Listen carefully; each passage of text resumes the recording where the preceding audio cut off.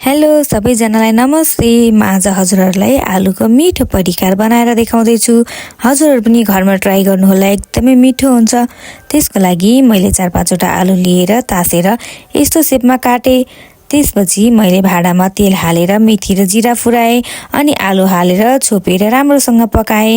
आलु पाक्ने जेलसम्म मैले त्यसको लागि चाहिने प्याज, भिडे खुर्सानी र खुर्सानी पनि काटेर तयार गरे। अनि यति थोरै समयमा पनि मेरो कन्टेन्ट र च्यानललाई मन पराइदिनु भएको हुनाले हजुरहरू सबैमा धेरै धेरै धन्यवाद। मैले प्याज, भिडे खुर्सानी र खुर्सानी तयार गरिसकेपछि आलु हेरे। आलु पाकिसकेपछि मात्रै मैले त्यसमा नुन र बेसार हाले। अनि मैले चलाइसकेपछि त्यसमा प्याज, भिडे खुर्सानी र खुर्सानी हालेर छोपेर 1-2 मिनेटको लागि पकाएँ। त्यसपछि मैले त्यसमा रातो खुर्सानी हाले, जिराको धुलो अनि कसुरी मेथी पनि हालेर चलाएँ। अनि माथिबाट हरियो धनिया हालिदिए। हजुरहरूलाई कन्टेन्ट मन पर्यो भने च्यानल सब्स्क्राइब अनि लाइक गर्नुहोला है त। धन्यवाद।